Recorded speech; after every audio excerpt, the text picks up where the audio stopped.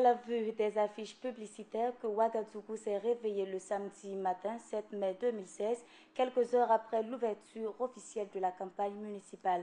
Des points stratégiques aux plus insolites, l'effigie des différents candidats occupe la place publique petit ou grand format, l'objectif final étant de se faire voir. Alors, Monsieur Ouetraouko, quelle analyse déjà faites-vous de cette campagne-là? Voilà, comment trouvez-vous la campagne? Bonjour et bienvenue sur ce plateau. Bonjour Tatiana, bonjour à tous et à toutes. D'abord, la première appréciation que nous faisons, c'est qu'elle commence timidement. Les différents partis politiques ont entamé de façon particulière, chacun à son niveau, sa campagne électorale. Campagne électorale donc censée déboucher, faut-il le rappeler, donc sur le parachèvement du processus électoral censé ramener le Burkina Faso définitivement donc parmi les pays les plus démocratiques après la réussite organisationnelle des élections présidentielles et législatives de 2015. Alors, quelle appréciation fait-on de cette campagne électorale? Disons tout simplement qu'elle se déroule nettement bien pour le moment. Au niveau de la Commission électorale nationale indépendante, la stratégie a été la même. C'est d'abord sensibiliser les populations burkinabées sur l'importance de la participation électorale. Deuxième élément pour la CENI, c'est de faire comprendre aux Burkinabés qu'il n'y a pas de gadget qu'on puisse utiliser pour cette campagne électorale. Vous savez que la Constitution, notamment le Code électoral burkinabé, empêche l'usage donc des gadgets pour la campagne électorale. Et puis le troisième élément qu'on pourrait éventuellement soulever, c'est le taux de participation et de savoir un peu quelle sera la configuration politique du Burkina Faso au sortir de ces élections municipales. D'accord. Et déjà, quels peuvent être les enjeux des élections municipales? Alors le premier enjeu, c'est de savoir si le MPP, le Mouvement du Peuple pour le Progrès, le parti qui a remporté la présidentielle et les législatives, est-ce que le MPP pourrait conserver donc cette majorité qui avait été obtenue? On se rappelle que le président Rochma Christian Kaboré avait été élu avec 53% des suffrages. Le parti avait remporté également la majorité au niveau de l'Assemblée nationale, même si ce n'était pas cette majorité qualifiée. Il a fallu nouer des alliances afin que le MPP puisse véritablement mettre en route donc son programme politique. Il y a également donc la deuxième formation politique au Burkina Faso qui est l'Union pour le progrès et le changement, dont le candidat Zéphirin Diabré est arrivé deuxième lors de la présidentielle. Est-ce que l'UPC pourrait éventuellement conserver également cette deuxième position? La troisième position qui était occupée, on se rappelle également par un parti qu'on appelle le CDP, l'ancien parti au pouvoir. Est-ce que le CDP, qui n'avait pas pris part à la présidentielle, pourrait profiter de cette élection municipale pour se repositionner, avoir beaucoup de conseils municipaux? Là également, c'est un autre enjeu de cette élection.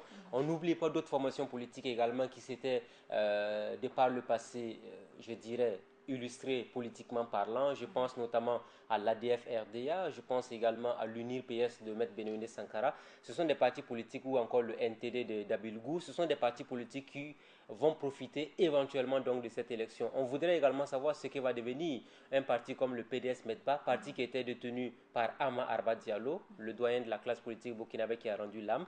On se rappelle qu'Ama Arba Diallo avait permis à cette formation politique-là d'avoir, je dirais, la mairie de Dori, mais également quand même une certaine représentativité politique au plan national. Voici essentiellement les différents enjeux donc, de ces élections municipales. Alors, on reviendra également sur un autre point et non, je dirais, des moindres, c'est le fait que cette élection municipale doit déboucher également sur le choix de dirigeants capables. Vous savez, aujourd'hui, on a besoin d'élus locaux qui peuvent impulser le développement depuis la base. De par le passé, on a eu des maires qui ont passé tout le temps à vendre des parcelles, des maires qui ont passé tout le temps à détourner, donc, je dirais, des petits chantiers ou encore des projets, des maires même qui, de par le passé, des conseillers municipaux qui ont demandé aux populations locales de certains quartiers périphériques de cotiser afin qu'on puisse ouvrir par exemple les voies, afin qu'on puisse éclairer certaines avenues. Malheureusement, ces différentes cotisations ont disparu dans la nature.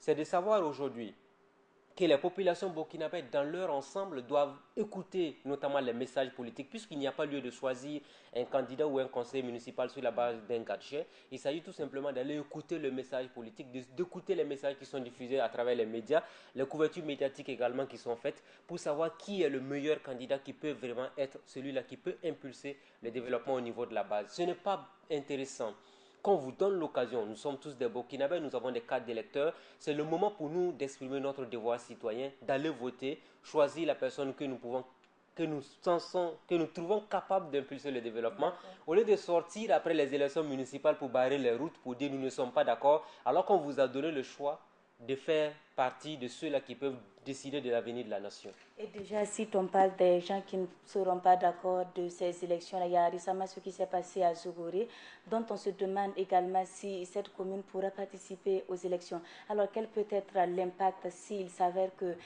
la commune de Zogoré ne participait pas aux élections municipales? Alors, Zogoré est un cas spécifique au même titre que plusieurs autres localités. Alors, on a parlé des problèmes de dossiers de candidature à déposer. Il y a également donc une réunion qui s'est tenue ce week-end sous l'égide de la CENI. Il n'y avait qu'un parti politique qui a pris part à cette rencontre. Donc, ça veut dire tout simplement qu'aujourd'hui, il y a un sérieux problème. Si Zogoré, il n'y a pas les élections municipales, certainement qu'on pourrait mettre en place donc une délégation spéciale qui sera dirigée par le préfet ou encore peut-être au niveau de la CENI, on pourrait ouvrir.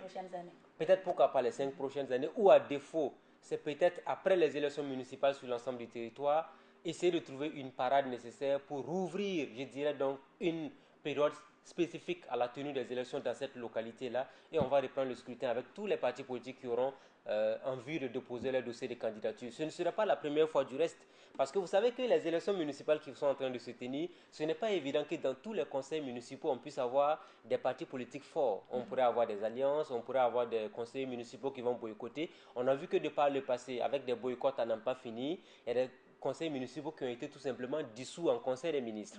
Alors s'il y a un conseil municipal qui est dissous en conseil des ministres, qu'est-ce qui se passe? Systématiquement, on rappelle les électeurs de cette localité à revenir voter et on met en place de nouvelles structures. On se rappelle, ça s'est passé par exemple dans une ville comme Pau, où on était obligé de reprendre parce qu'il y avait un blocage de fonctionnement au niveau du conseil municipal. Ça peut arriver. On espère qu'au niveau de la CENI, on est en train de réfléchir au niveau des responsables de la CENI à trouver la juste mesure pour que les élections se déroulent nettement, très bien, au niveau donc de Zogoré, ou à défaut, après les municipales, qu'on puisse trouver une nouvelle opportunité pour réorganiser les élections dans cette localité. Parce que souvent, ce qui est délicat, c'est le fait que on va priver l'ensemble des populations de cette localité-là. Les délégations spéciales ont montré leurs limites pendant cette période transitoire parce qu'elles n'étaient pas capables, ces délégations-là, de prendre des mesures importantes. Vous regardez une ville comme Ouagadougou, qui était à la limite devenue une ville poubelle, où on n'avait véritablement pas une délégation spéciale capable de nettoyer, de prendre des dispositions nécessaires pour qu'on puisse faciliter certaines actions publiques de développement. Maintenant, on se dit que quand on aura un maire de la capitale voté par la population de Ouagadougou, eh bien le développement sera enclenché depuis la base. D'accord. Alors, on le constate ces derniers temps, il y a pas mal d'événements, que ce soit l'insécurité et l'incivisme. Alors, quel peut être l'impact là de ces événements quant à la tenue des élections? Non, je ne pense pas que ces mouvements ou encore ces mouvements d'humeur, ces actes d'incivisme pourront avoir un impact majeur.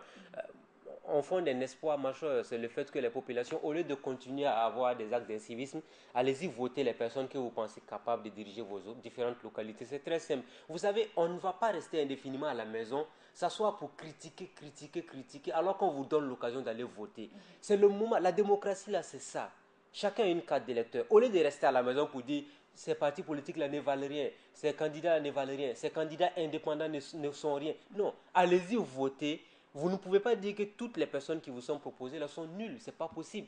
Dans le lot des personnes que vous qualifiez de nulles là, il y a peut-être un ou deux qui sont capables de travailler bien pour le développement de votre localité. Allez juste choisir cette personne-là et ensemble vous allez travailler à développer la commune. Ce qui est fortement regrettable, c'est qu'on vous donne la possibilité d'aller choisir des gens capables et vous ne le faites pas. Et après vous passez tout le temps à dire on est désolé, on est déçu. Non, si vous faites un choix politique à partir de maintenant, il faut l'assumer. Et il faut le savoir avant d'aller glisser votre bulletin dans l'une, c'est pour 5 ans que vous êtes en train de choisir la personne. Il n'y a pas lieu de venir dire après, nous ne sommes pas d'accord avec lui. Non, non, non. Si vous le votez dès maintenant, même s'il veut imposer un programme de rigueur au niveau de la localité, commune rurale, village ou commune urbaine, il faut que vous acceptez parce que c'est vous qui l'avez choisi et c'est ça la démocratie.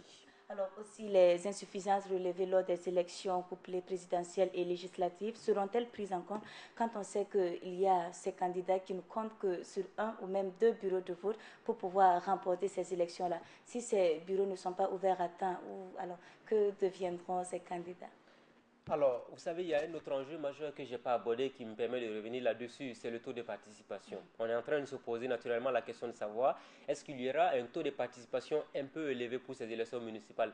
Les élections municipales, par excellence, sont des élections qui ne mobilisent pas grand monde. Malheureusement, alors que la démocratie part d'abord de la base vers le sommet. Ça veut dire qu'en principe, quelqu'un qui va être élu député ou président du FASO, il doit commencer par être élu d'abord conseiller municipal. Avec le temps, il essaie d'être élu député et après la députation, il devient présidentiable. En principe, quand on dit que quelqu'un est un homme du sérail, il faut que tu arrives à franchir toutes ces étapes-là pour avoir toute l'expérience politique pour pouvoir gérer la masse. Mais aujourd'hui, on a remarqué que c'est la courte échelle pour les acteurs politiques. Alors, vous parlez d'un point important, est-ce qu'on pourrait corriger les imperfections?